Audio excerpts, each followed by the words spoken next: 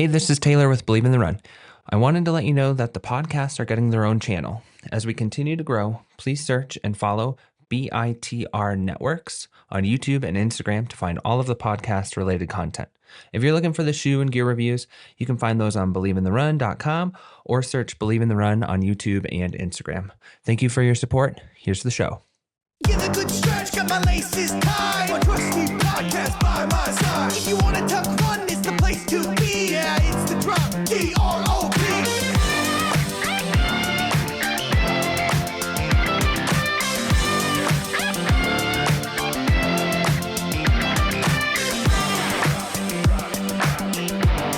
Believe in the run. Hey, this is Taylor with Believe in the Run. And Alex with Believe in the Run. And we are missing Reese this week. Well, not just this week. We miss her, and we'll get a conversation of all three of us in the near future sometime. But it's got a couple of pretty busy trail running weeks over the next few weeks, and it kind of makes sense because it's the beginning of the trail running season, I feel. Mm-hmm. Fun fact, I was tracking Reese this morning. She started a run in the Grand Canyon at 4:40 a.m. Okay. She did 24 miles, Gosh. 5,600 feet, at 12:13 pace. So Yeah, she's a Reese crusher. is She's a crusher. hopefully sitting somewhere with her feet up and rehydrating. Yeah, I hope so. She's just one of those She's so desert fast. people who likes the hot, who likes the Mm-hmm. challenge. And yeah, I wonder how that is like personally too, of like, is she just someone who needs challenge and stimulus often, and that's how she thrives? I mean, all of us, right? I guess we're just describing ourselves as trail runners. Racing this But crazy for those running. of you, for those who maybe haven't listened to this podcast or new to this podcast, this is the Drop Podcast, and you just happen to be on the trail runner side of it with Alex and I, where we do talk trail running gear and a lot of other stuff too. Yes. As in, I was going to ask you, we'll get to my weekend, but how was your weekend? I feel like it's been a little while. We usually get to talk like at least once every 7 days, but I wanted to do the Big Alta and talk right after that. So it's been like 10 days. How have you been Yeah. doing? It's been a minute. I am good. I got through a 20-hour training week last week. Oh my So spent a lot of time So- out in the heat. I did 30 miles Yeah. on Friday and 20 on Saturday, and now just kind of putting myself back together for a down week and you're- then one more big one. Yeah, you're training for something massive. Like, really doesn't get much bigger in terms of trail racing events. What are Yeah. you training for currently? Cocodona 250. I think it's about 5 weeks away now? It's coming up really quick. And Well, I was checking. I know it's not, there's no point in checking temperatures early, but I checked last week when everyone was kind of getting that heat wave At out least west. average temperatures. Yeah. Black Canyon was like 105 where it starts. And I was like, Yeah. oh. Uh-huh. So I did a lot of heat training this Yeah. weekend, took advantage of the Oh, good. high temps. And Well, in this last little block, I mean, that's where some of that heat training, I was going to say treat hanging. heat. Yeah. Heat training. That's where Sounds that more heat fun. training really comes into play. Like, what kind of heat training are you doing? Just going out? Because it has been hot out west.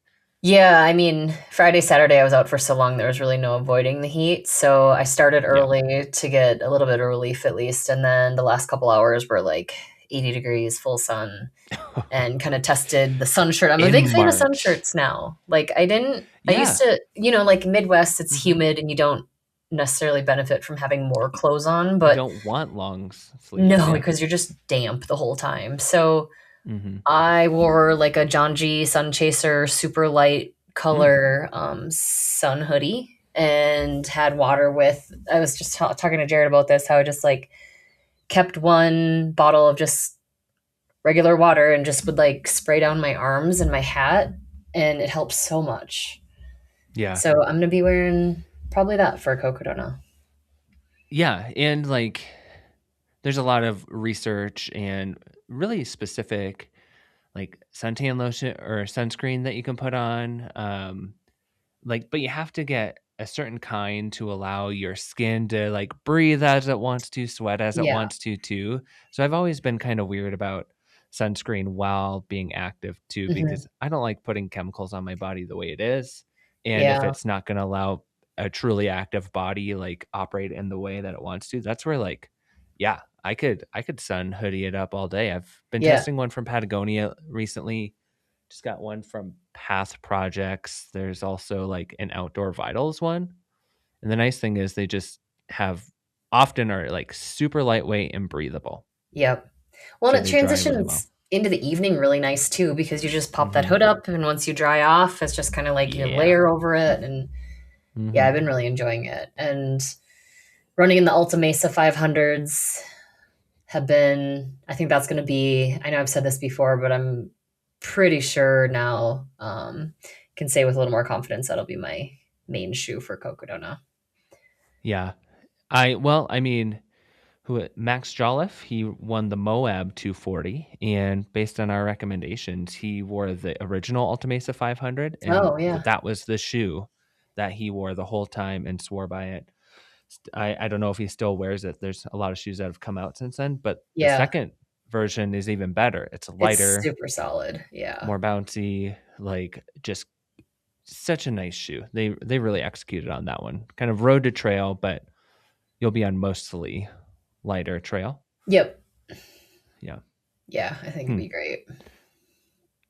Yeah. I've been doing like 35 miles a week and like 6 hours worth of training. So I do not envy your 20 hours a week. We're I just have on one more opposite big ends of the one, spectrum right now. and then I'll be starting to cut back a little bit. Are you doing any other like I know in Minnesota when you lived there you had a sauna. Like do you do any sauna work or anything like that right now? I haven't yet. In the next couple of weeks, I'm gonna do it after that next big week. I'm gonna do a little more heat specific. And I don't know if that's just if I'll just like go out in the afternoon when it's a little hotter and do that, or Mm-hmm. try to access a sauna. I might try to hit up a friend who has one and see if I can Yeah. dose that a little bit. There's for me personally, I'm like one, I try to avoid the heat anyways, or races that would be really hot, even Mhm. though the Big Alta this weekend was very hot and humid. Um, but I just get these flashbacks to when I was a wrestler and we would wear Cutting like weight. not just sweatsuits and cutting weight and all of Yeah. that. I'm like, now people are doing this just for fun and to get a little more heat adapted. But I'm like, oh, a little bit scarred by that. I don't think I'll be doing that anytime soon. Yeah, that's fair. If I didn't have Cocodona, I would be also avoiding the heat. So Yeah. Well, do you have anything after that? Like, or is Cocodona like, I'm just going to get there, see what happens, and then make a plan? Because trail running these days, if you're doing any sort of event, you have to know a year in advance so you can sign up and not be waitlisted and all that. yeah, I'm gonna take advantage of doing an early season race and just kind of chill out the rest of summer. I turned 40 a few weeks after Whoop, Cocodona, and I'm whoop. just gonna relax and train a little bit, obviously maintain, and then see how fall feels. But we'll be heading to Korea likely in the fall, so I hope to do some stuff there. And yeah, I don't no races though. I think I'm just gonna go have fun and explore some stuff around Utah that I haven't gotten to yet. I still haven't done like Pfeifferhorn or like Lone Peak and a lot of the stuff down near Salt Lake. So just might try to do some local stuff and just go out and have fun, Yeah. have some adventures. Summer Support of Jared because I'm going to adventure. owe him big time after Coconut and the rest of my crew You if owe they them need help anywhere. years. They will be Yeah. indebted. Yeah, But that'll you be. had a big weekend.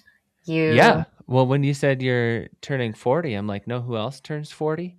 Not me, but Dylan Bowman, who is co-race director of the race we were at this weekend. I think today, like today's Tuesday, I think today is oh, he his turns 42. birthday. We were able to, yeah. Well, happy birthday, So Dylan you guys Bowman. are the same age. Happy birthday, Debo. But yeah, we were in the Marin Headlands, San Francisco area, and I've never really spent time there. Like, um, last year I went to Lake Sonoma, which this year our reviewer Renee is going to go, and that Mhm. was phenomenal. But that's inland a little more. And then in like 6th grade, it was my first trip out to California because we have some family in Sacramento. So we did that and went down to like the pier and whatnot in San Francisco. Yeah. And, we could see the bridge from the distance, see Alcatraz, all the touristy stuff. Yep. And it was cool. So those are like the only memories I had. But, and this is what I love about going to new places. And I don't often do races over again because if I'm going to go outside of my neighborhood, which like I could just stay here forever and I can be guilty of that. But when I do choose to, I want to go somewhere new. And this felt like that to me. Yeah. It's just like you cross the Golden Gate Bridge and it just like the ocean is crashing up against these dramatic shorelines with huge cliffs, and it just kind of gives way to all these rolling and very big, like there's legitimate, like Mount Tampalias is out there. Is that how you say it? Oh, I Mount think so. I Tam. never That know. if you're local, you call it Mount Tam. So Tam that's like the yeah. highest peak, around there. And like if you go from the shore, that's like like 4,000, 5,000 foot climb, I think. Mhm. And so like there's just some legit terrain out there. And I've always thought of this when I came into trail running in some of the first like competitive videos of races around. One of the first ones was the North Face 50. Yep. Do you remember that race? Yes. Did you ever do something like that? I didn't. No. Didn't they have a North Face race in Wisconsin too? Yeah. So Yeah. I've done that one, and that was a 50 miler. And I've never been more sore from that terrain where it's just like all runnable. Like Yeah. you can run It's too every much single running. step of it, and you can never settle. It's never like just get into a good pace of downhill or set it on the uphill. And that's somewhat of what these races reminded me of. Like just you're just constantly going up or down. You could get into a groove on some of the climbs. Like I did the 28K, which is the shortest race of the weekend. And And you there was raced on basically Sunday, right? like, yeah, yep. Okay. So they have 3 days, 3 different races. So this year they had the 50K on Friday. And then it was the inaugural 100K, which we need to chat about that because I've never wanted to do a long distance race so bad, actually. Like, we'll talk about it. Big But FOMO. then a little bit of FOMO. But then, they have their shortest race on Sunday, which is the 28K. And something I really appreciate about this terrain, one, it was like, again, talking about the North Face 50, it was pretty much exactly the terrain that in my head I wanted to be on, like just envisioning like Zach Miller and Hayden Hawks duking it out to the Yeah. finish. And Zach's like finish it's the always sticks out terrain. to me. Yeah. And That's so what I like think of. all of that is in my head while Mhm. I'm running this and just, kind of fulfilling a dream in that way, because it's one of those events that really got me into competitive trail running or like motivated that side. So like that was just a really cool experience for me as a trail runner who's been around for a while and wanting to be in that terrain. I know not all the trails were the same, basically in the same area, but Yeah. it's just so gorgeous in its own way, like beautiful, lush. If you have allergies, it was not the right place because there was flowers blooming and trees all had their leaves. I don't know if they lose them there, but maybe for a short time. But it Yeah. was just like green, lush, and beautiful. And I understand why they say happy cows come from California. If I was a cow in any of those pastures, That's where you'd I want to would trade a be. short life for, short life expectancy for a life that's quality like that. It was just like one of those types of gorgeous that you just can't really explain unless you see it for yourself. Yeah. And it kind of fulfilled all of what I wanted to be able to see and experience there. I And that had a was just the friend terrain. I had a friend do the 50K on Friday, Okay. Monica, and she said it probably hit 90. Was it that hot for you too? It was hot. It wasn't that Okay. hot for me. We probably got up to like the upper 70s. It was humid. Yeah. But that day in particular and the 100K racers, which is exactly why you see a mustache on my face and a fresh haircut, because I didn't do that before I went out there, and my hair was long and I had a beard. And I'm like, as soon as I'm getting home, I'm cutting all this off. Yeah, I was gonna say the pictures of because you. Yeah, you had your beard. yeah, You yeah, had yep.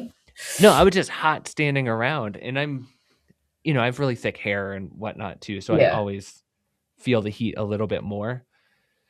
But yeah, I vowed to cut all that off before, before the end of the weekend because Before it the was Grand Canyon. hot for yeah, exactly. Yeah, Before you go because into the we're oven. flipping it around and go down there. But it's such a different heat when there's humidity, and we've talked Yes. about that recently. But yeah, it was really hot, and at the same time, like so many, like the DNF rate wasn't near as high as I thought it would be for how hot it was, and apparently it was unseasonably hot in California too. Okay.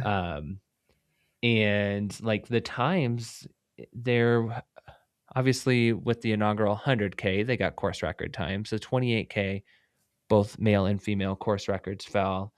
In the 50K, I think they were not too far off, but they didn't quite come under course record time. But that was, How does your just body hot. feel after racing? Well, that was the kind of the thing, because I've been personally, dealing with this injury for quite a while. So I've really been only like running for 3-ish months. Mm-hmm. And I've been really taking this progressively. Like, I just want to make sure, kind of to your point after Cocodona, I just want to have a good summer. Like, Yeah.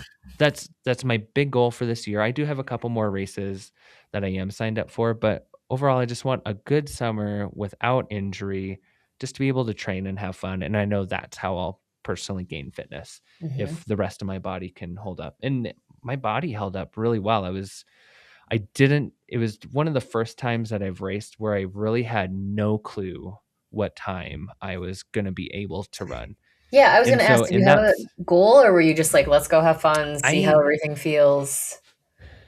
basically that second one, but I knew I wanted to come within a certain amount of time, knowing that we're going to be doing kind of an ultra distance endeavor in the Grand Canyon this next week.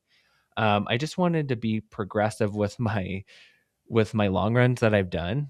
Like, I've just been doing like 90-minute long runs and progressively Mhm. going up from there. I did a 2-hour long run last weekend, or 2 weekends ago, I guess, and just kind of, going by the book of like between 5 and 10% increase. And so I knew I didn't want to increase too much. So I knew that it would be, I would have to put some effort into it. It wasn't just going to be a Yeah. long run. So I wanted to come close to 2.5 hours. That was just Okay. the number that I threw out there. And we were there with some other media. And so Sam Losey, he's from your area. He works for Kodiak Cakes for one, but he also reviews for Wear Testers. And so he's Oh, their yeah. trail reviewer. And so he was out there and he kind of had the same thing. He has some races coming up.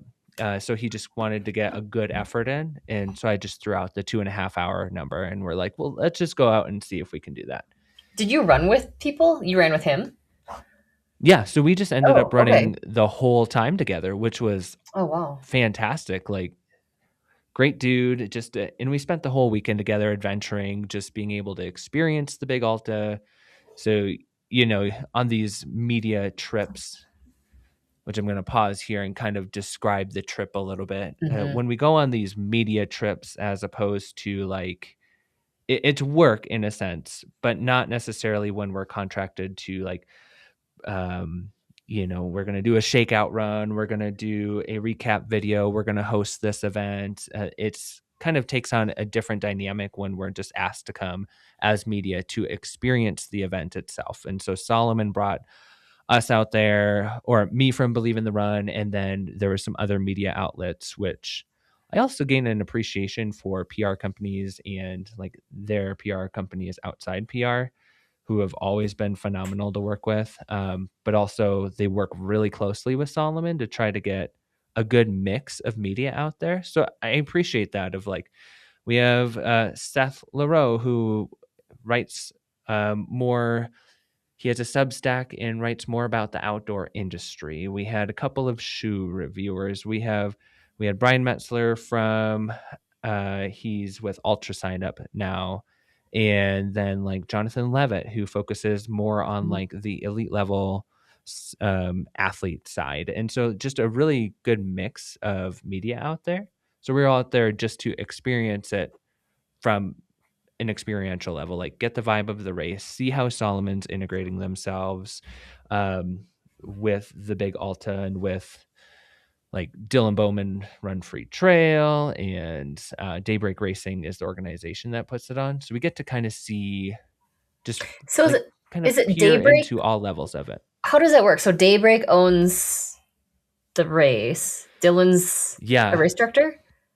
So he's the co-race director Okay. with I think Jeremy is his name, the other race director.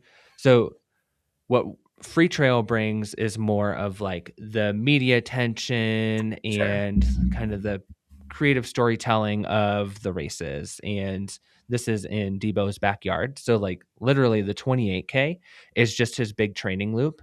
And it was Okay. his idea, like, man, that would be an awesome race. Yeah. And so that's how it started. That's the loop that got this whole event started 3 years ago.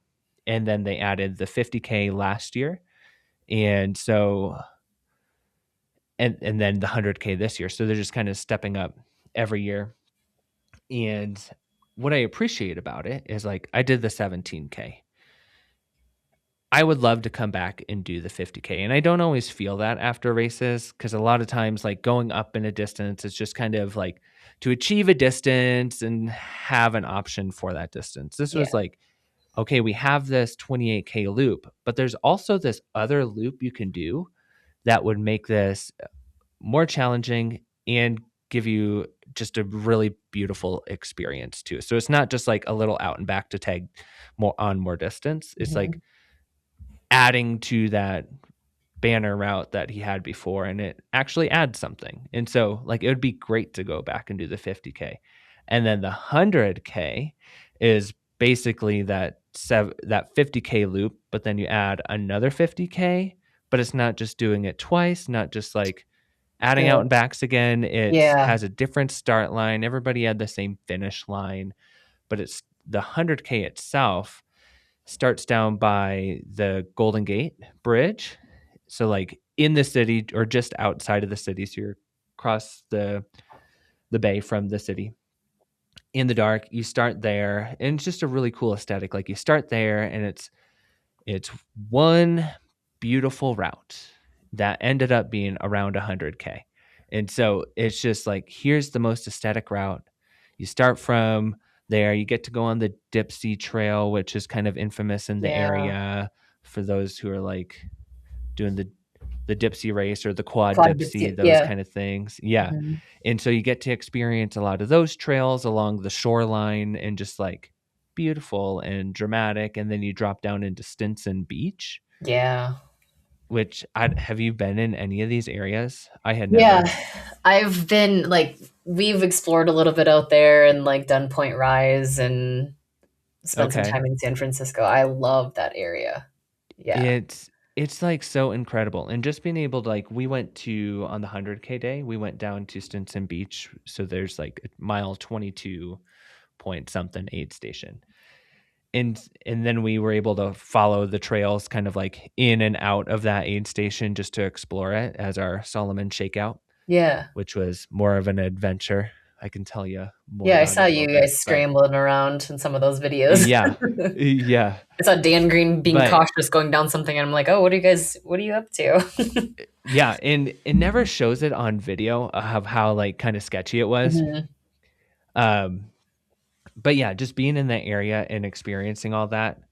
And it's just really one of those like surreal sights, just like those postcard Yeah. type experiences. Like I'll remember that for the rest of my life, just being there as a spectator. And it's like, wow, the 100K, that's a world-class 100K route. Yeah. Like if that doesn't fill up every single year and have a wait list that is very, very long, like something's not right with how they're translating it to trail I'm runners. Because very I intrigued would by say it that. has to be like, yeah, definitely one of the top 100K routes in the US and yeah, the world. Like it was I would just love to check it out. gorgeous. Yeah. I love when it's also just not like, here's a 50K and you can do the 100K and you'll just do this twice or go Yeah. back Yeah. and do it the opposite way. I like that there's like very intentional, very well thought out to have a good experience. It sounds Yeah. wonderful. Yeah. And it's one of those things like whether you're local or are visiting there, you're gonna have a great experience. And that's where Hmm. like one of my objectives here was like, obviously I wanted to see what Solomon was up to. How are they supporting this race? How are they supporting the community Yeah. around the race? That's naturally going to feed into it.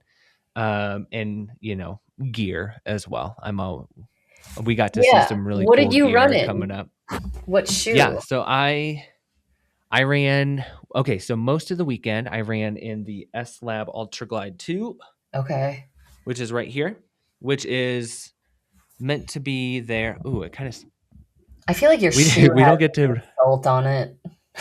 Yeah, yeah. We don't usually get to run, and it's a dry climate here, so Hmm. it kind of smells. I'm not used to my shoes smelling, which is a good sign, I guess. And I wore this for most of our runs throughout the weekend, and put a bunch of miles in it beforehand to writing the review up right now. But it's their long distance trail Yeah. racer, and it's become kind of infamous over the last couple years for they were really strong about or had a strong opinion about not putting a plate in it. They Hmm. wanted it to be able to like please runners the further you went. And so there's like a super foam on the inside, a carrier foam on the outside. They've had some fit issues over the last few iterations. This is the SLAB Ultraglide 2, but this is actually the fourth shoe they've released in it. Okay. And now they've used the SLAB Genesis upper, which was their most popular race day Yeah. shoe. Also didn't have a plate, but I this like is that. it's heavier. And that's really like the only negative about it now.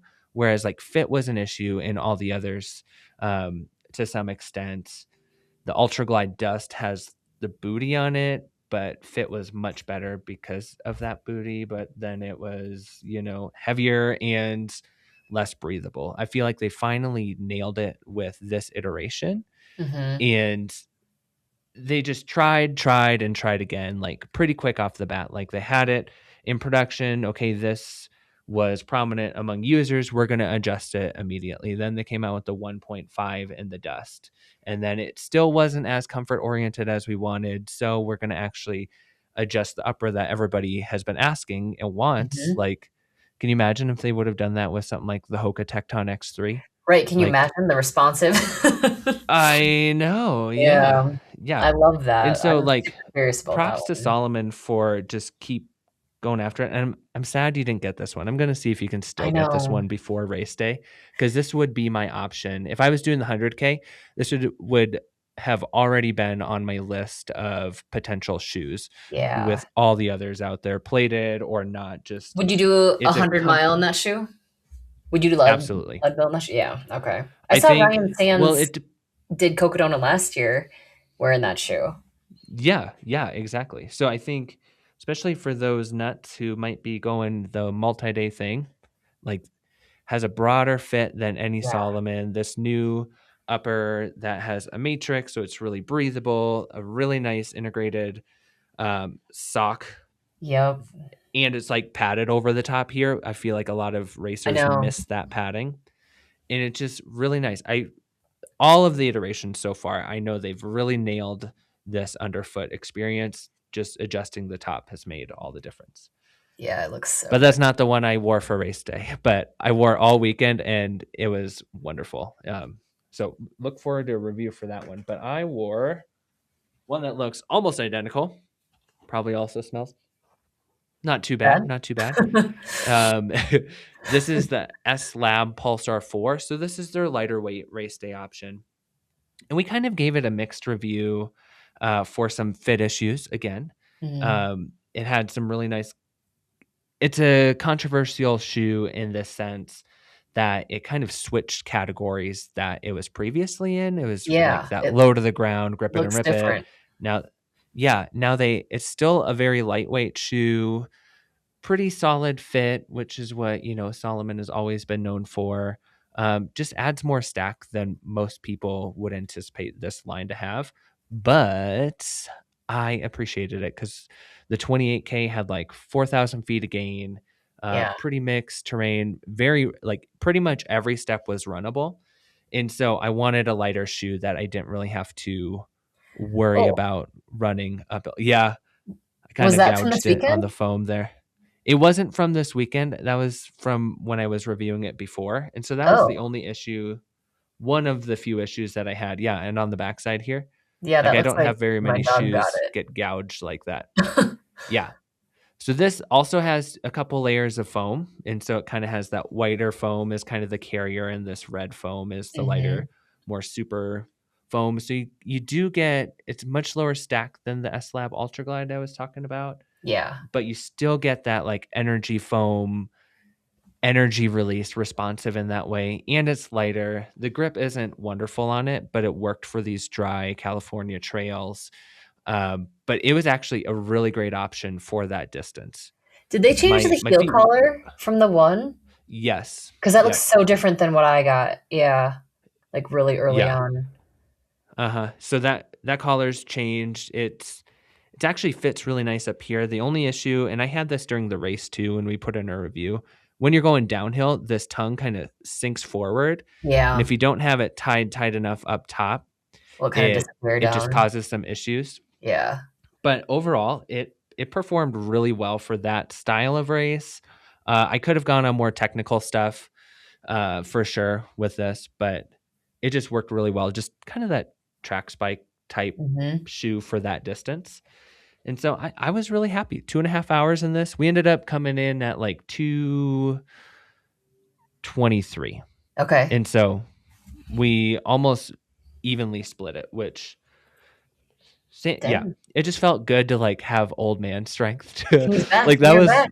that's well, All that chopping wood. yeah, it's all that chopping wood. But I've always remembered, like, no matter how fit I've been or how young I've been or how fast I'm going, there's always an old dude that comes up from behind But you're for standing the end of the still. race Yep. because yeah, and blows past you. And we were those dudes. I finally like that was my motivation on the second half of the course because Find someone in their man, I just have 20s so and much to pass say. them. Well, we take off, and I know I'm like, I haven't touched 6-minute pace in like probably in almost a year because I've just been so focused on running 100 miles. I've been kind of dealing with this injury for over a year, so I've just been babying it and just focusing on distance and effort over everything.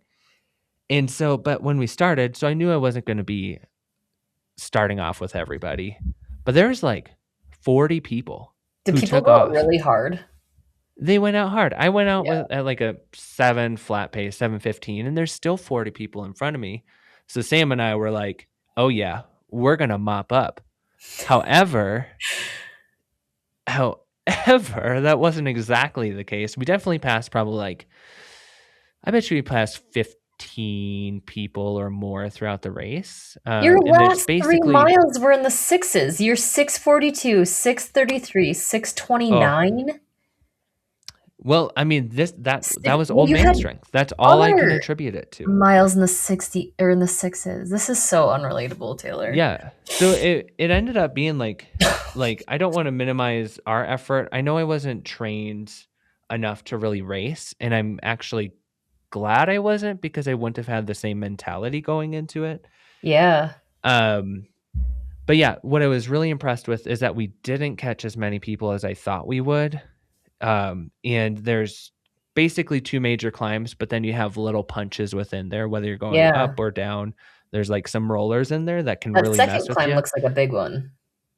It was a big one, but we ran almost every step of that, and that's what I loved. I'm like, okay, I'm Wow. going to set myself up with a good race. We were it was great to have Sam there because we just kept each other in check for the most part. Hmm. For a little while on that first climb, we're like, oh, did we already overexert? Are we done for? But we were able, yeah, we were Yeah. able to push through. I think part of it was, yeah, definitely having that camaraderie. It felt like a long run with your buddy. That was part of it. And then the other part of it is like, I think I fueled well for the first time in a long time Yeah. because I'm just like, What did you fuel with?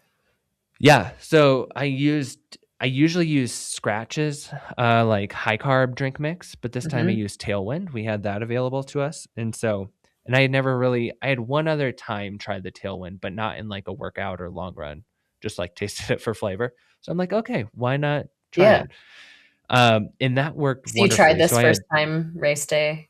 first time race Good. day, why not? It helped with like the long run mentality, Yeah. like we're just gonna go out there and try some things. So yeah, I had a couple bottles of that made up right away. So I was sipping that from the start.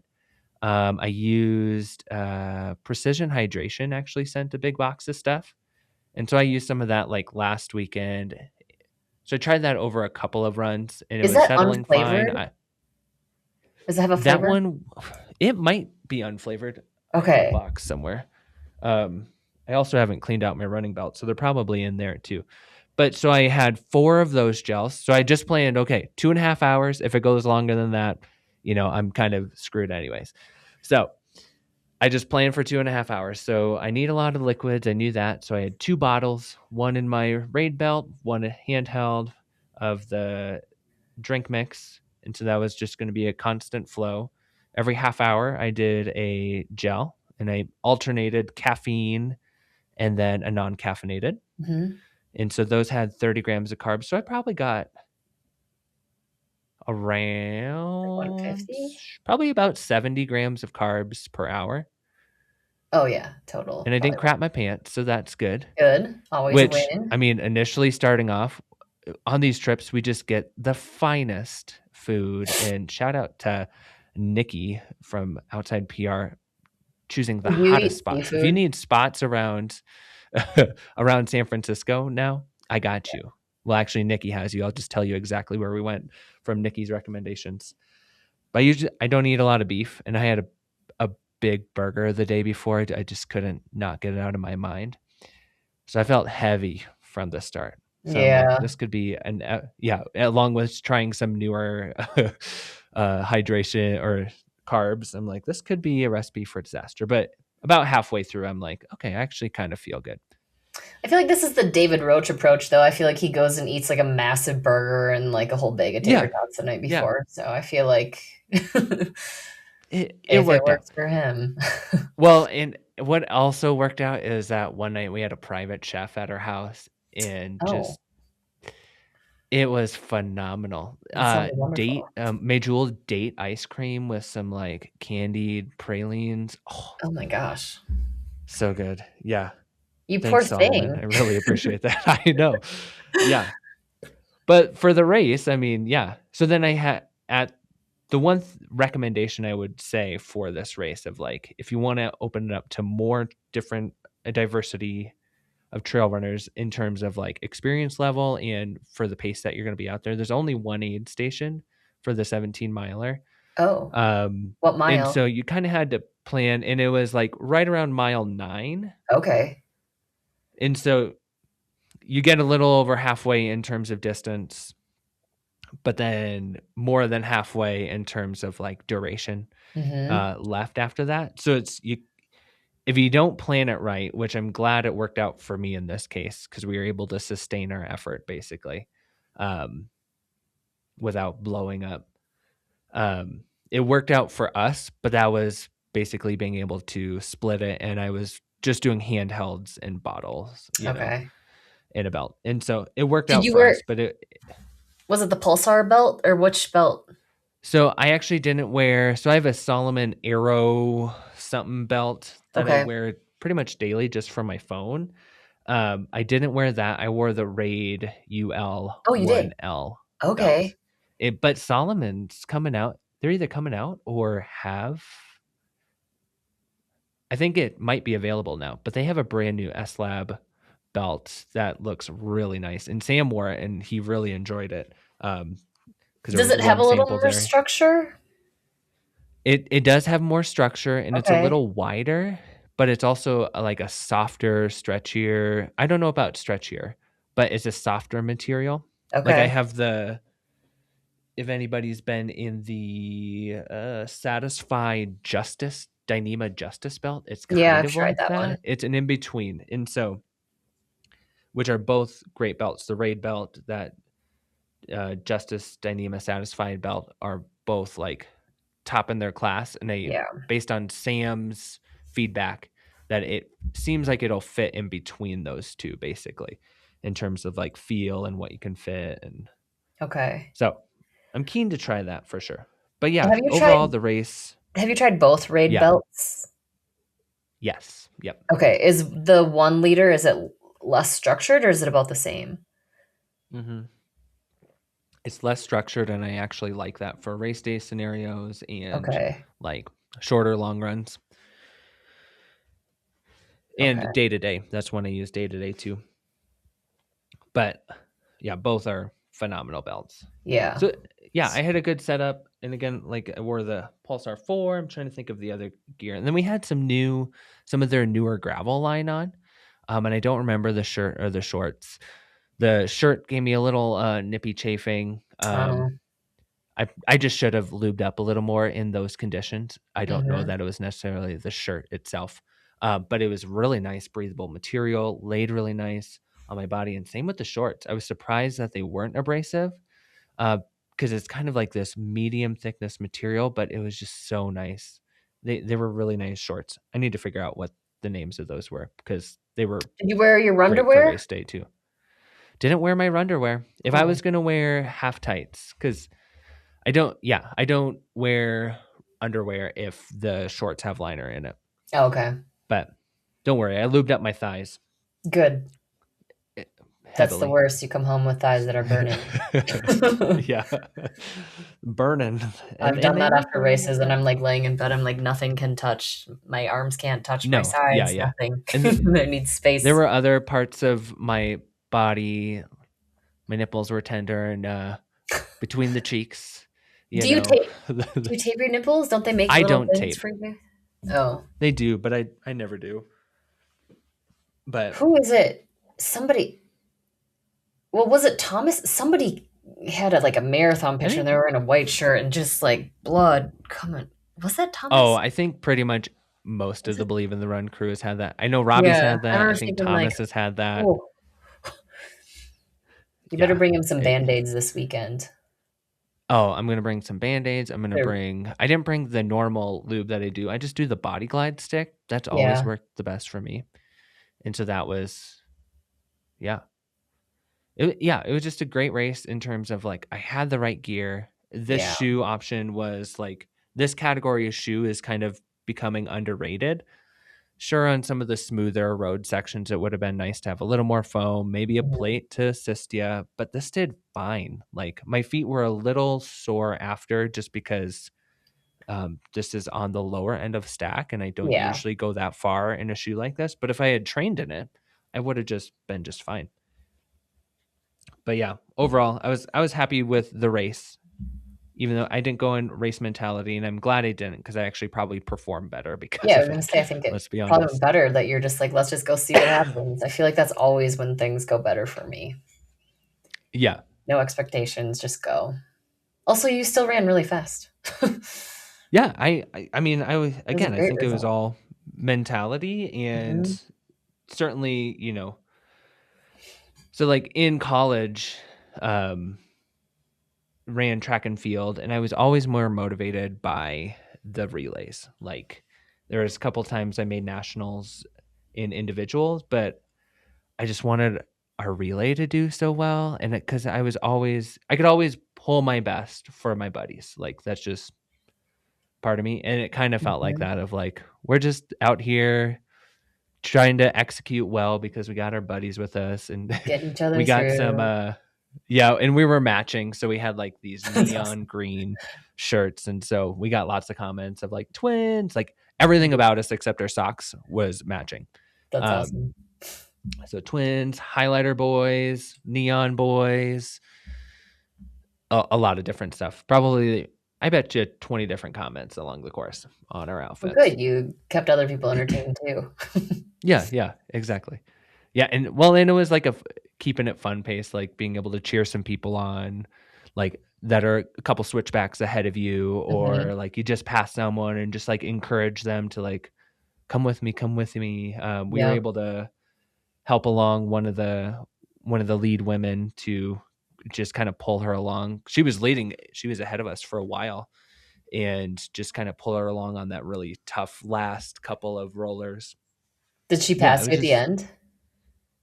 she didn't. Oh, But when we finished, she just told us that we just really pulled her along, and it was just fun to, to be out there and encouraging and yeah. really not take it too seriously. And Yeah. that probably, again, made us perform better than we thought we were going to. Yeah. That's how we Imagine need to that. go into races. That's how we need to go into these Yeah. things.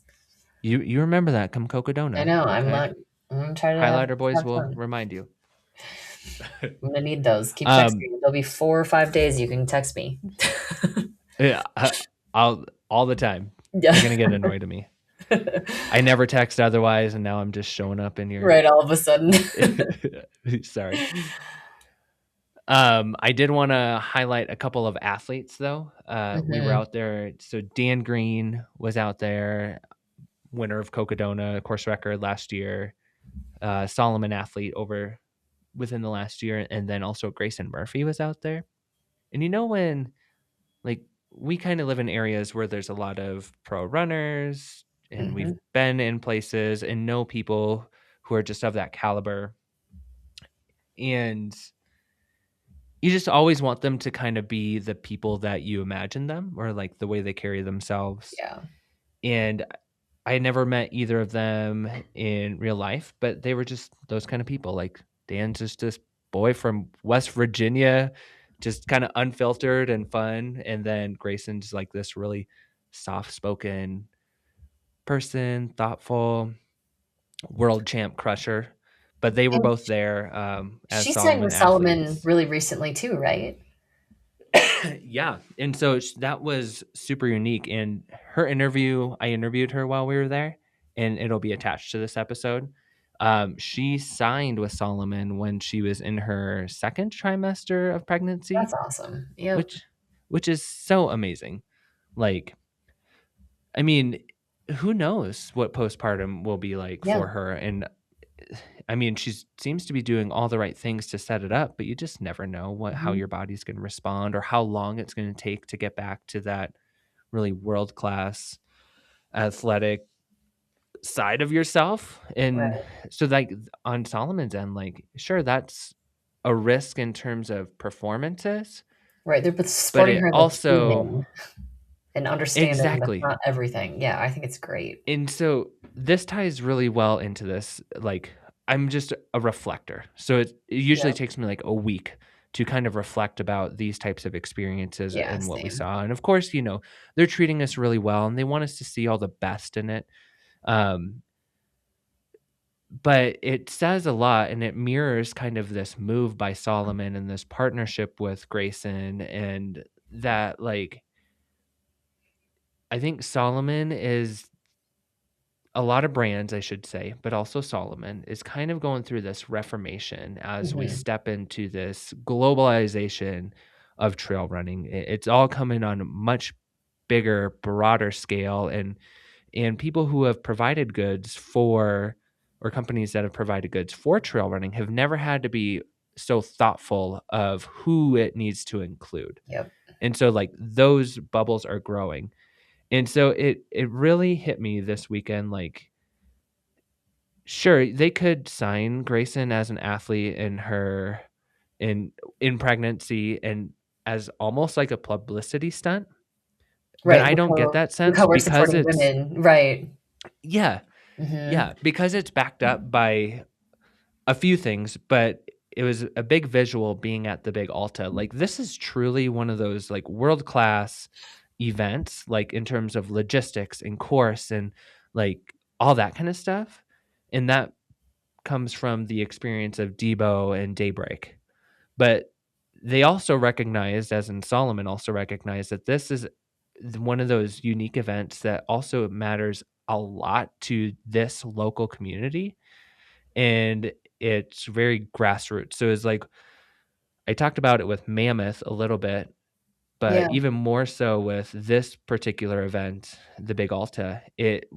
I've never experienced an event that's more grassroots and more like high quality all at once.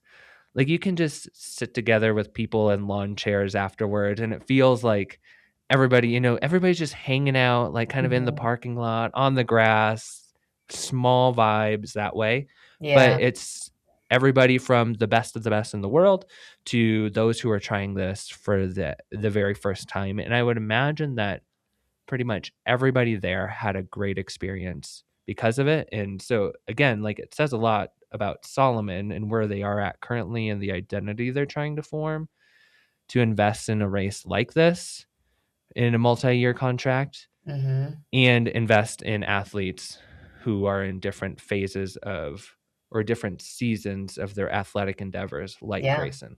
And so though you could take one and separate it and kind of get like a different story or think of it could be marketing, but I really don't think so in this case. I think like it's It just feels part of authentic. the identity they're trying. Yeah. Yeah. It really does.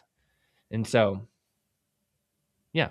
And And it that, puts it out there I like it's a guess good yeah, it's a good model and it's something else that other brands can see and replicate, and I feel like it will spread. yeah, I hope so. And like and even more so, it makes me feel like it places value on the different ends of the spectrum by being like very strongly in the middle or like having strong attributes from each side of that spectrum in an Mhm. event like this. And so that was really cool for me to experience. Um, yeah, and that's just like aside from everything else. That's just me thinking about this post Yeah. post event. So Well, it sounds yeah. like overall it was a success. Yeah, it was a great success. It was a great weekend. Just yeah, there's just like almost too much just to tell you about in this conversation. And like we did get to see some really great product. I think I mentioned that already. Like stuff that I can't talk about, but that Yeah. people, no matter if you're on the gravel end or on the big mountain end, like there's some things or like if you're like past Solomon lover and a current Solomon lover, like there's kind of something for everybody coming Ooh, over that's the exciting. next road or trail. I should say that too. Yeah. But I'm gonna stop myself from getting in trouble and just say that like Tell me more, legitimately Taylor, what did they exciting. show you? Off camera, I'll Tell tell me you. everything. Uh, yeah, you'll be excited. So that's something to look forward to, like from a shoe reviewer standpoint, like legitimately exciting and innovative. Yeah. Can I tell you about a couple other small things though? So Dan Green, like I said, Yeah. you know, kind of like small town boy for sure. I Mhm. definitely identify with him on that of like rural, small town. The simpler, the better. And he's kind of unfiltered and he's like brilliant in his own way of like just how he thinks and processes and can make simple analogies and stuff like that. And he's just a funny dude. But he, obviously is a athlete for Salomon. He was there to run. He ran the 50K, ended up cramping up and having a hard like second half basically, but still came in at like 4 hours, 10 minutes on a 50K that has like 6,000 feet of gain or something like Yeah. that, maybe even more.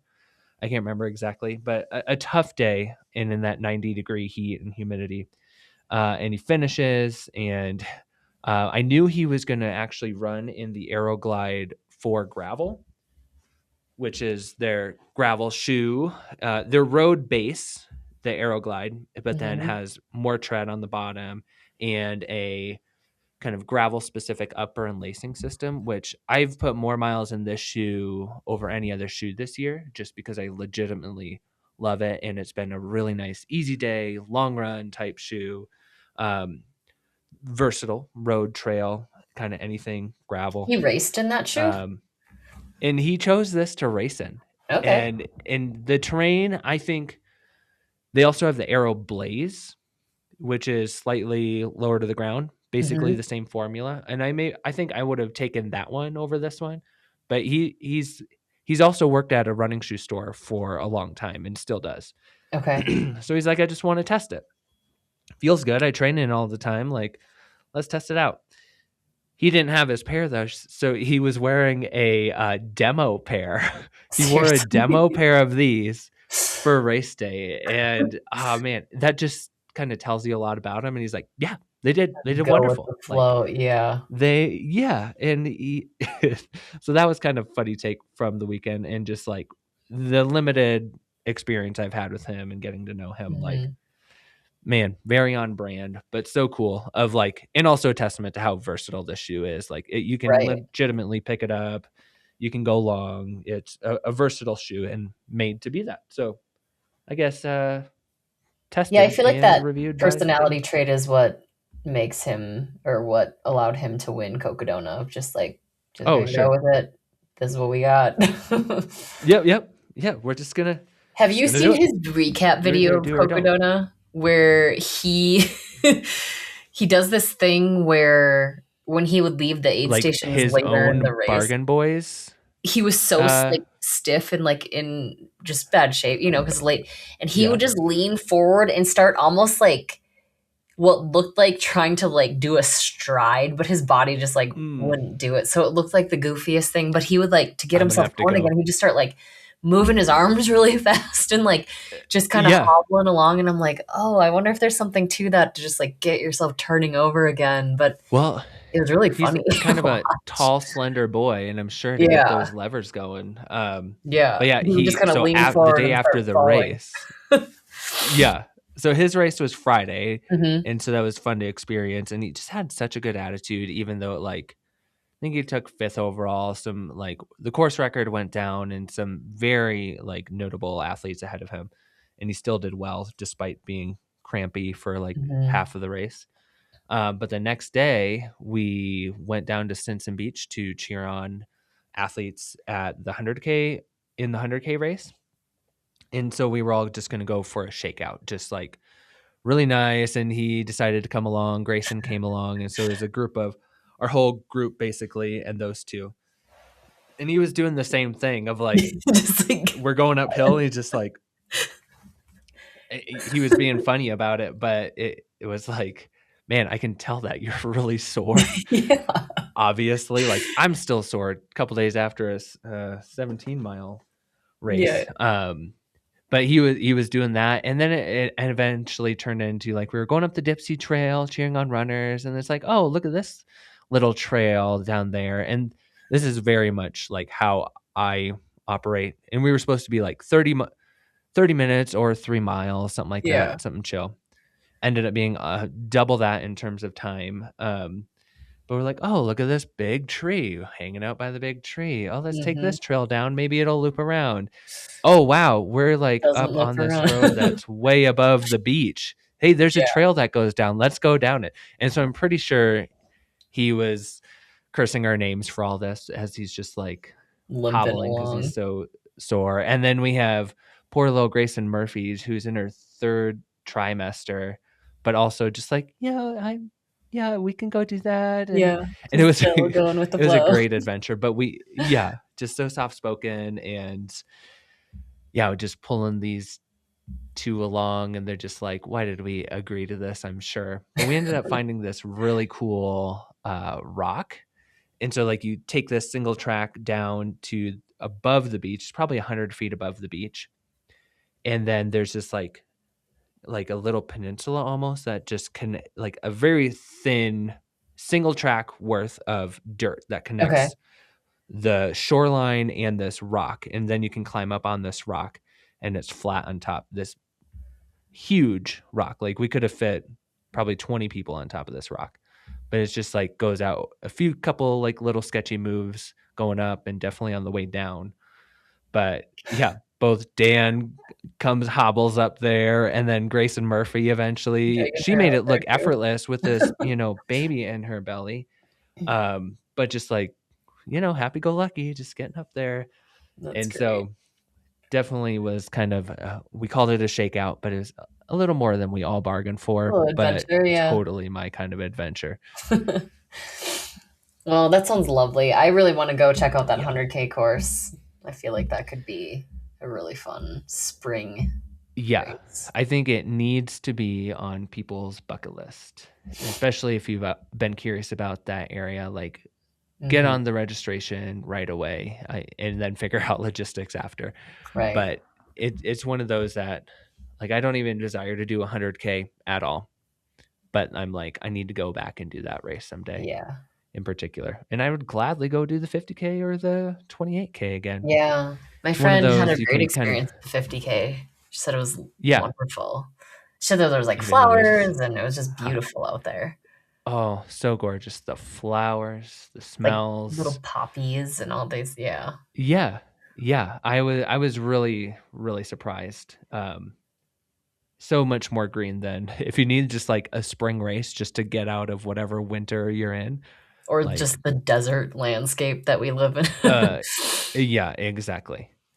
So you're going to go from So like this beautiful, lush ocean shoreline to this the pit Grand that is Canyon, the Grand Canyon. yeah, which I just a little bit on that of like last week, my family and I went to Moab, and that was the Mhm. first time, and it was wonderful. I wore the Teva Avon Trail sandals the whole time, and it was Like kind of you contradictory ran in them too, before. right? Like all weekend? Yeah, between that and the Satisfy kit, I'm like a walking contradictory that I was Yeah. wearing. But man, I actually really enjoyed those sandals. Don't at me, anybody, because they were super comfy. They have a really nice foam, and I don't even know what it is, but I need to look into it.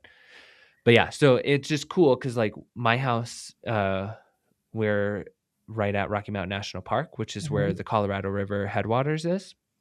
And so like I'm here. We went to Moab, which is all along the Colorado River, and we camped right alongside it. You know, all of the hikes and runs I did was just right alongside it. And now I'm going down even further on the Colorado River Yeah. to the Grand Canyon. So it's kind of a Colorado River spring. Well, and your And first time to yeah, the Grand Canyon, right? first time in the Grand Canyon. Oh, Yeah. that's awesome. So I was giving Carl all sorts of a lot of unsolicited firsts. advice about surviving the Good. heat. Yeah. Make him scared. Make him I'm like, you scared. got to do We're this. gonna You gotta try bring this carrying. Yeah, extra we're stuff. gonna try carrying him along through his first ever ultra, and Oh, so he's he's never gone never. over a marathon? Nope, he hasn't, and Oh, so dang. I'm really excited to be there for like that first for him, and we'll recap this while we're down there. So next week Yeah. we won't even have you on the episode. Oh, you're No ditching Reese. me It's and gonna be Reese. different. I know, but I'm excited to hear from Thomas because this is a really it's like really just we're going down there to run and to celebrate. It's not like a big Mhm. media production or anything like that. We're just going down to run and to celebrate the launch of the BITR H1, and You've got quite that's a a crew special going down place. there too, right? Yeah, yeah. I mean, I'm not even going to try to list everybody right now. Sad that neither you or Reese could make it this time, I but know. we'll have plenty of adventures in the future. Mhm. For sure. So stay tuned next week for those who want to hear more about our adventure. Thomas and Carl will be on the Dirt Division podcast to chat about it a little bit. Yeah, it's gonna be great. I'm excited for Yeah. you guys. Yeah. Yeah, me too. You're Pictures, you're doing like videos, at all least that to 30 come. miles? Mm-hmm. Are you thinking like Yeah. 50K? So I think that's kind of the main idea. We Okay. have a couple of loops that a few people are kind of going back and forth about. The original idea was to do rim to rim to rim because that Mhm. was Thomas's. It's his only His DNF. route that he's ever DNF'd. Yeah. Only route ever race. So that was part of it. But the south rim is closed. North Is that, rim. or is it the north rim? So the Yeah. north rim is closed. So Tires. that's just not a possibility. So kind of being flexible and going with it, and I think we're going to do 2 loops of something. Okay. So stay tuned for the full. Yeah, I'm announcement. excited for that recap. Yeah. Yeah. And then we'll have to go do a big adventure, all of us Dirt Division folks too, and Mhm. somewhere, somehow. Yeah. We'll And if get it you miss the desert heat, come to Cocodona in May. I told Carl, I'm like, come watch. Come film. That would be the best. Yeah, come film. It'll be riveting. Real slow. Hiking and running Yeah. through the desert. Watching me cry in the desert. That's going to be awesome too. Okay, so next week, but it'll be a little different. I think the following week we'll all be back together and catch up. Awesome. Yep. And then that'll be right before Reese's race. And then my race is Yeah, right after she's doing hers. canyons. Yep. Yep. And then somewhere in there, I'm also going out to Gorge Waterfalls, Are you running? Are you early racing that? April with, yeah, so I'm going to do the 30K out there. We're going out there with Oh, Nike awesome. ACG, Yeah. which will be sweet. And then also, I want to hear from Renee as well. She's heading out to Sonoma, and that was another one of my favorite race Yes. experiences ever. Yeah, I Kind want of to an hear about her infamous wine race tour that she as well. does. Yeah, yeah, And the race, I guess. yeah. Yeah. I mean, but the wine, But some of the that best wine wine. I've ever had. Yeah. Yep. Okay, thanks for letting me just dump out all that on you. Yeah, I am sold. I love that area to begin with, and I feel like that would be a really fun race. So I Yeah, there's now so many jump all ways of it. you could do it. Even if you Mhm. just go there to spectate. Yeah. And like Seth, who I was saying has a Substack, he lives in the area, so he was also volunteering. He ran the race. I mean, you can make a vacation out of it, like a Yeah. family vacation the days before, days after. There's just so many different ways that I think people should do this race Hmm. and experience it. Just one of those that, yeah, that's going to be hard to get into, I'm sure, in the future. Yeah, I But can see that for sure. get in while you can. Hmm. Okay. Well, Well, next year I we'll suppose this is a hopefully good all time to go. say thanks, Solomon. And then, yeah, maybe I know Solomon will be sponsor next year. So, hey, Yeah. Solomon. Hey, Solomon. Okay. Thank you, Alex. All right. Peace out. Thanks, Taylor. Bye. If you've been around, you know our favorite electrolyte beverage is Element, hands down. One of the best things I've ever done for myself as an athlete was get a sweat test and then align products to help my body with training. And even before they were sponsoring the Dirt Division, and soon after my sweat test, I actually found Element, and the rest was history. I'm an athlete who loses a moderate amount of salt in my sweat per hour, close to 1,000 milligrams, and when that number gets tossed around, it seems huge. However, the single element pack has just that amount of sodium, and it has helped me quickly and effectively replenish electrolytes. But that's not it though. Element also intentionally includes potassium and magnesium that further assist recovery and are things I'm desperately trying to get through my food and supplements anyways, so why not? While the Believe in the Run crew often talks about lemonade salt, watermelon salt, raspberry salt flavors, which are all great, I'm actually partial to a cold grapefruit salt myself. Even more though, I've been in slim can guzzling mode. These cans come in a handful of flavors, are bubbly, and contain half of the recipe as the packets. Head over to drinkelement.com/dirtdivision for a free sample pack with any purchase. Catch you on the trails.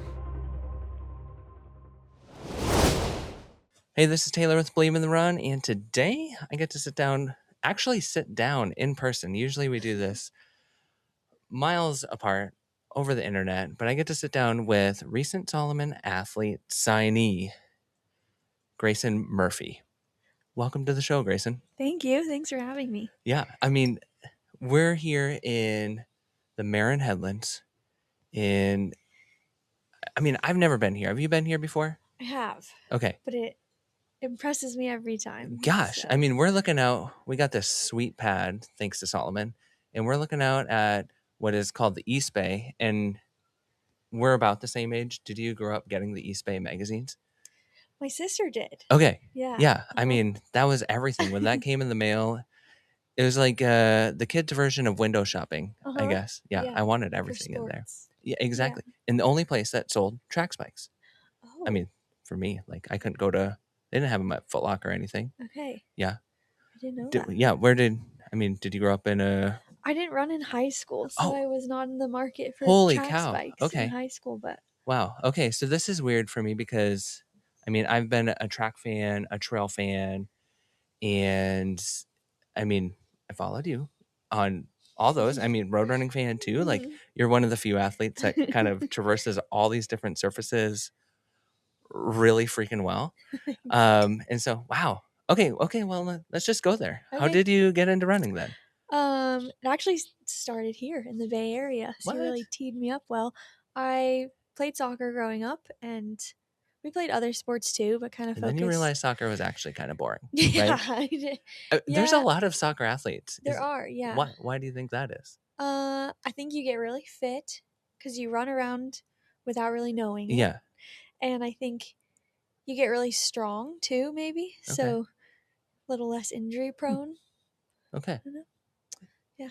Okay. So then you in the Bay Area here, how did that? Yep. So I transferred to Santa Clara, which is near San Jose, just across the bay. And yeah, asked to walk on to I was playing soccer at my previous college, but yeah, got bored, I guess, and asked to walk on to the track team. And they were like, sure, that means you're on the cross country team too. Mhm. So welcome. And yeah. So like, what was that? You were just like, one day I'm like, I'm done with this, and I'd rather do something. Pretty Like I much. just need to do something with my time, or what? Yeah, well, when I was And energy. transferring, I didn't want to be in a sorority, and I'd always been on a team. Okay. So I thought, well, I'll try running because I know I'm from soccer. Like, I knew I was pretty fast.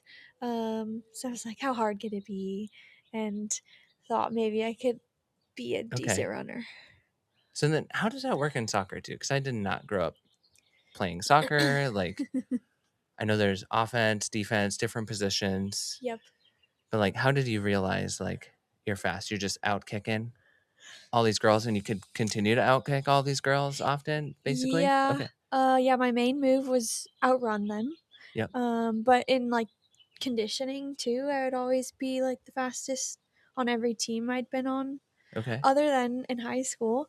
Me and Jane Moss went to high school together. Oh, serious? Yeah. So Well, and she was here this weekend, right? Yeah. Okay. She's crewing. Cool. But she was like the first time I met someone that could like give me a run for my money. That's funny. Yeah. Okay. And look at us now. And look at you now. Yeah. So where did you grow up at? Salt Lake. Salt Lake. Okay. Mhm.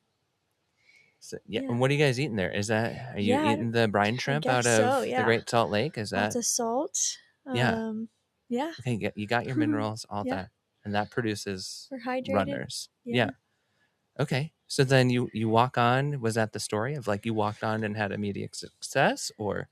Yeah, it was a big learning curve. Didn't know what a running watch was. Didn't really have the appropriate shoes. The first race I did was at Golden Gate Park, a cross country race. Okay. And on the way there, I asked the coach, how do you start the race? Because I'd never seen a cross country race either. And I kind of was picturing like lanes on a track. Yeah. But for 3 miles, I Yeah. don't know. I didn't know what In the to grass. expect. Yeah. Okay. And he was just like, "Oh my gosh, what have we done?" But I think I was the first runner for the team that day. And I was telling a friend earlier today that was the first time I ran under 6 minutes for a mile. At all, and you did it over. Yeah, was it there a was like 5K? Yeah, it was. I think. And it was probably like 5:55. But just seeing the 5 still, in front was like really cool. And yeah, I took mean, off from there. and effectively, of like, if we just kind of fast forward down your career a little bit, like you went from that point to world champion trail runner in a fairly short amount of time. Yeah. Like within less than a handful of years, or around a hand. Yeah. Yeah, around 5. Yeah. Which 5, is crazy. And is that like? 5.5. I know you knew you were fit. Obviously, gained some skills and fitness throughout college. Did quite well there. But was it kind of like ignorance is bliss a little bit? Like to just ramp up your career kind of like that? I think so. It felt like my training age was so young, but I was like in these events that felt like I needed more experience to be in them. So that was a little mentally intimidating too. Yeah. To kind of like not be scared or have imposter syndrome, because I'd only been doing this for 4 years and suddenly you're professional and like going to the world championships, and that was like, okay, this is moving quite fast. Well, that's what I love about sport in general, of like you kind of can't argue with the results in something like this. And so like the idea of someone having imposter syndrome in my mind is like, well, you're doing it, right? Yeah. Like no matter where you're placing, like you're out there doing it. And that's such a cool thing about our sport in particular, I think. It is cool. So that's cool. Okay, so obviously like the big thing in the room right now is you have a baby. Uh-huh. So training and performance takes on something completely different. Yeah. Yeah, I mean, this is a completely new phase of your life. How are things going? I mean, this is your first time. You're Yeah. like, sure, they're great. Yeah. Yeah. I think they've been I shouldn't really complain. Everything's been healthy and You can complain. okay. My wife has had 2 children, and you have all the right to complain. Okay. So if you need to. I'm a little disappointed I haven't been able to run more. I think there's so many cool women out there and they can run just so far and so many miles like Mhm. deep into pregnancy, and I always thought that would be me, and that just has not been the case, and my pelvis has not agreed with that. Even As from we like early. earlier, we had Yeah. a run that probably wasn't pleasing to your pelvis No, I'm either. a little Oh my sore gosh. now. Yeah. Worth it for the views. Okay, yeah. Do it for the views. Yeah. But yeah, I think other than that, it's been pretty smooth sailing, and sometimes it feels less hard than training full Sure. time. Yeah. Which is kind of nice. Well, it's kind of you're just from a fan's perspective and someone who's been kind of around the sport for like the last 10 to 15 years of like there has been a progression as with all sport. Like you are entering this phase of life when there are some really cool things happening in terms of like athlete contracts and whatnot. Like you're in your second trimester, third. third Yeah, we're third. third trimester, and you recently signed, We're third. you know, a career contract with Salomon. Like that is not something that has happened really at all in the running world, but it's a really cool phase. So like what does that mean to you? Just like any brand would be like picking you up in the third trimester. Yeah, it's super cool, and I hope it sets a precedent for moving forward. And just because I'm like in the third trimester now, hopefully doesn't eradicate like my body of work Sure. before that. And so it's cool to see a brand recognize that. And we've had so many women come before, have babies, and then like crush. And so Yeah. I think I'm grateful for that too, because they've really set the stage for the rest of us, Mhm. where brands aren't hopefully devaluing you just because you're pregnant. Yeah. Yeah. Well, So and that's cool. I think those examples of many moms, like I'm sure many, like the 100K is going on out there, and how many moms are out there Oh, still crushing, like tons. having their best days. Yeah. And so like the evidence is there that Yeah. just because you're pregnant. Yeah. Actually, I It's think not the woman, well, last time I checked, I haven't looked at the results, but she was in the top 3 and she Yeah. was a mom. Yeah. Yeah. Go mom. Yeah. I know. Moms everywhere. Mom strength. And my mom. Hi, mom. She Hi, listens Mom. every week. Yeah. Yeah, if you want to shout at your mom, Yeah. this is the I'll time. tell my mom to listen. Yeah. I mean, I live in a family with girls, and like it makes me hopeful of like, you know, every kid wants to be a professional athlete at some point. Mm-hmm. And then not only for their athletic aspirations, but their whole livelihoods can be protected by brands they potentially work with. So it's really cool and personal, even to me, to see something like this happen within our industry of trail running that we love so much. So congratulations Thank you. on Yeah. that. I know it's kind of hard, I'm sure, to be here seeing everybody race, and you just want to give your pelvis a Yeah. break. Like, do you get the itch when you're seeing everybody, or you're like, I'm okay? You know, if I was in my normal body, I would definitely have the itch, but in Yeah. this body, running 100K sounds brutal. Yeah. So I'm good to just cheer. Yeah. And like the day to day, we were chatting a little bit on our run today of like, and last night over dinner, like, you're not just a runner. Yeah. Like, you do a lot of different things. What are some Yeah. things that Grayson Murphy Oh, outside does of running. outside of running? Like I own my own business, Mhm. Wild Strides Paper Co. So that's been fun and is another fun way to connect with the running community Yeah. that isn't racing. Could you explain that a little bit more? Because especially as social media kind of picked up within, like, just at all, picked up at all. Like, you've kind of always had this business with you as an athlete, as a professional athlete. And Yeah. I've always thought it's just a really cool, creative way to, provide for other runners and a creative outlet, I'm sure. Yeah, Could you it describe it is. a little further? Yeah, so it started in 2018, which is my first year out of college. Um, and I just had been making a training log and planner combo thing for myself Mm-hmm. because I wanted it all organized in one place. And I've always really liked paper and pencil, and not everything needs to be like digitized all the time. And people started asking me, where did you buy that? And I was like, oh, I made Made this, it. but let me make one for you too. So it has evolved since that first one, but it, yeah, has been really cool. And now we've expanded to have other stationery for athletes, and Mm-hmm. we've done a couple collabs with Hillary Allen, the Sub Hub podcast, and that's been cool too Mm-hmm. to start bringing more of the running community into it, and it's not just my thing Yeah. anymore. And Well, that's the yeah, thing I find with the running community. As much as I love being out there by myself, like I'm an introvert and that's just my space and I love it. But it still ends up, and this is like a life thing too, I'm sure, like yeah, everything just ends up coming back to community, and the running community is just like top notch in my yeah, mind of like, it's really cool that even though it was your own, it just naturally expands into the space you love. yeah. I So love it. that's It's awesome. been so fun. And then we added the coaching collective, Yeah. which has been cool. And how long So has that been? That's like fairly it's recent. just Yeah. over a year, Yeah. yeah. And it started.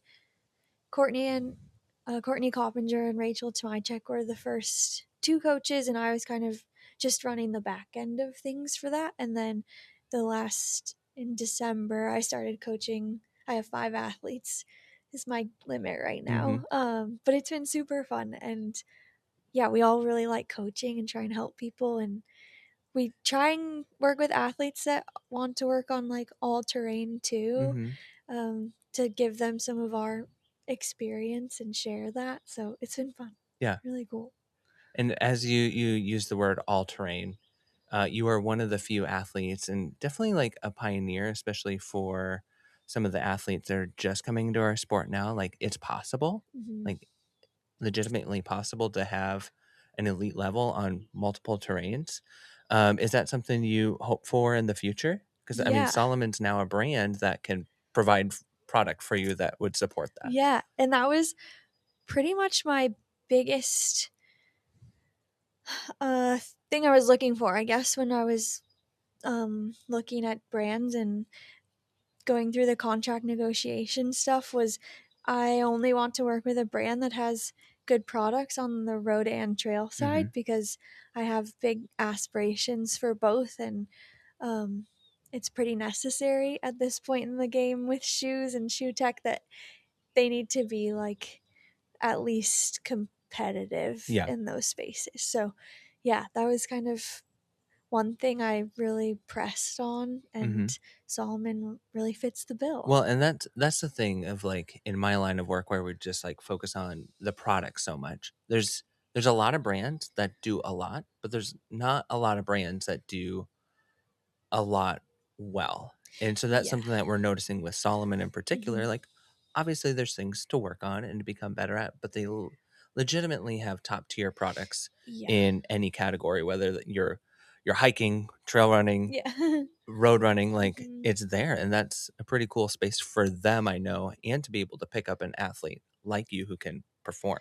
Yeah. So you said aspirations. What are I know it might feel a little different right now, but when you look ahead, like you've accomplished a lot of things that would be career moments for many athletes, and you still have hopefully a long career ahead of you. So like when you think of aspirations, Yeah. aside being a great mom, like what, like on the track, on the road, on the trails, like what are your aspirations? I really have been really wanting to run a road marathon for a while now, and it keeps getting thwarted by something. Yeah. So that's kind of my first target postpartum, Okay. is to get at least an OTQ, but I'm really hoping I run a lot faster than that. Yeah. And yeah, it'd be fun to compete at the trials and be competitive in that event. And then, For the 2028. Yeah. Okay. yeah, Yeah. yeah, Olympics. yeah. And then I deferred my spot at OCC this summer. Mm-hmm. Shout out to the pregnancy deferral. That's pretty huge. cool. Like that's Yeah. something fairly Mhm. recent. Yeah. So that's on my list too. Yeah.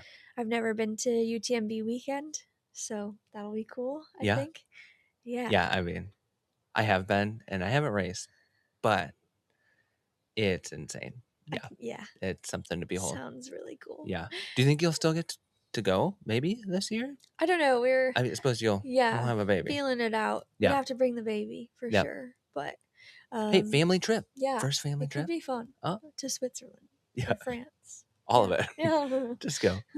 Yeah, that'd be amazing. Okay, so and I mean, you've had some moms before you who have done exactly that. Is that like, have you talked to some of these other athletes who have more recently had kids, or are you've have some friends who are going through the same thing as you? Yeah. Of like you're all pregnant and doing this thing for the first time. Have you talked to many moms who are kind of in that professional realm too, and that's why you want to do this marathon, or is this something that's still very personal and like what you would have wanted to do anyways? Yeah, it feels pretty personal. But I still have a big goal. But also to answer your question, yes, I actually feel like the moms in the running world have been amazing. And I'm in like 3 group chats. There's a road moms, pro moms group chat and a trail pro moms group chat. And I'm in all of them. And That's they're so awesome. helpful, even just asking like, what diapers have you liked? And Yeah. yeah. And then also the running stuff of like, how did this look for you? I kind of thought maybe coming back postpartum, and this is totally just a guess, but that the having less vert and more of a road focus, so to avoid a lot of that downhill, might be a little gentler to return with. So Yeah. we'll see. And do you work with like any coaches or PTs who are like, okay, this it's just like when you're in the professional realm like that of like, okay, immediately after a baby, like we're doing the Kegels. Yeah. And Yeah. like I don't All know, the like things. do you have PTs and coaches that are like kind of setting you up for that postpartum? Okay. Yeah, I've already been working with 2 pelvic floor PTs. Kylie is on remotely, and then Yeah. I have someone in Bozeman too in person. And so I've already been kind of doing like strength to prepare for birth and then hopefully set myself up for a quick recovery. And then my doctor, Teddy Brose, he set the Ure course record last year, so he knows what he's talking about with Dude, running. that's Yeah. that's not a course I want to do No, ever. me either. Honestly. No.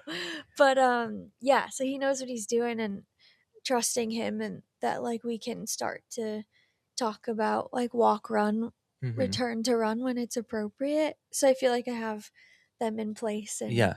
we're ready And as like, soon as the body's ready. I mean, you've experienced hard injuries in the past too, and like you talked about, there's been a couple hiccups or things that have thwarted your ideal lead up and most recent results. So does like being pregnant almost feel like an injury? Like it feels familiar in that sense. Like I can't necessarily do what I want to be doing right now, but we have a plan and we can Yeah. do this after. Or is there something different mentally of like there's so much unknown too? Yeah, I think I do get scared of the unknown piece of it, because it could be an ideal birth and it could not also, and that's a little out of my control. So that's why I've just been trying to set myself up well beforehand and do yoga and all the things, and just try and like give myself the best shot Yeah. at it at least. But then have to be okay if it doesn't work out Yeah. on that timeline. Being flexible. Yeah. Maybe not literally, but Yeah. figuratively. Yeah. Yeah. And literally. So then, I mean, you kind of going back to your athletic aspirations, you had said you deferred your OCC. Yep. Is that kind of the realm you want to go into? Are you thinking more like that's an ultra distance race? You're known as like the short distance queen Yeah. here, world champ. I don't Like, know. is that kind of like, I mean, that's an unknown too. Yeah. I think I really liked the 50Ks I did last year. Mm-hmm. But I also kind of started to miss the short stuff, and like the bread and butter and just Mm-hmm. like, oh yeah, I know I can like rip this. Yeah. And now being not able to run, I'm finding myself missing the short stuff Do you have like more. dreams and stuff? I have. Oh, really? Yeah, it's so Yeah. sad. Yeah. And I'm not pregnant in my dreams and I'm running and I'm way lighter and Yeah. nothing hurts. And I'm It'll like, be back. wow, It'll be back this someday. feels amazing. Yeah. Yeah. Well, you'll be back running here soon. Yeah. Can't wait. And okay, so OCC, is that kind of like the pinnacle goal? Are there other like when you think of your career ahead, I want to do this, I want to do that. Like, are there races? Are there distances? Are there like just places you want to be, Yeah. experiences you want to have? Because the sponsor you have now really opens the world It to a lot of does. that, Yeah. honestly. It's really cool to have a sponsor that really likes trail running as much Yeah. as I do and Mhm. values it, and road running too.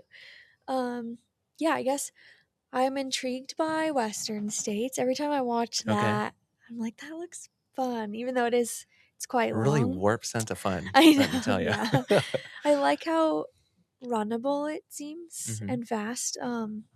Sierra is on my list, like a Mhm. fast, really like classic course. Mhm. Zagama, I'm so torn between I like really technical fast stuff, but I also like really runnable Yeah. fast. So both of those, but then on the road too, like Boston and New York Okay. sound super fun. Pretty much if it's a hilly marathon, that Just sounds get fun. in shape to run and Yeah, just do go them after all. it. Yeah. Yeah. That's awesome. Yeah. Okay, so obviously you have a whole plethora of shoes that you can now choose from: road, trail, gravel. Gravel. What kind of shoes, and we'll kind of use this as a wrap-up question. Okay. What kind of gear and shoes have you been going for lately? I know you're still fairly new to I the know. Salomon I game. feel like I don't want to disappoint you because No, you're you the don't shoe have, guy. but you're the pro athlete. What are you running in? Today I ran in the gravel shoes. Mhm. That turned into beach shoes. Oh my gosh. Yeah, okay. I feel like we need to just step into this Solomon quote-unquote shakeout that we did earlier. It was an adventure It run. was an adventure, yeah. It was I mean, I had 75 a lot minutes. of fun, but I was always like, okay, is Grayson doing okay? I was doing good. Yeah. Yeah. Very worth it. Yeah. Okay, well, I feel like we can describe it a little bit. We went up to Dipsy Trail, We did. which Just- I had never been on that. Oh. I had never been to Stinson Beach. This Big So Alta cool. 100K course, I'm with you. I want to do more of like 50K and lower Yeah. right now. That's So awesome. fun. Something that I can eat lunch Yeah. pretty much right after. Yeah. That kind of distance. But looking at this course and being able to go down to Stinson Beach on the trails that we were on, I'm like, I'm in for the 100K. I'll do it. Yeah, I'll do it just to tomorrow. do Come on. the- Yeah. Or we could just do what we You did do, today, yeah. our adventure run. Or the Dipsy, quad Dipsy. Yeah. That's a Kinda cool. whole nother level of pain. I would though. So Maybe. fun. I would. It's Would on my you? list now. Well, Yeah. after running it on Yeah. the So we trail went up the today. Dipsy Trail to this huge, beautiful tree. So pretty. It has to be significant. Maybe if someone out there is listening and knows the Dipsy Trail area, I'm guessing it's a redwood, sequoia. It did look like I think one redwood. of them. Yeah. Mhm. But it had this like log out over the river, and it had some shoots growing up out of it too, and those were like huge trees in Yeah. their own. Beautiful.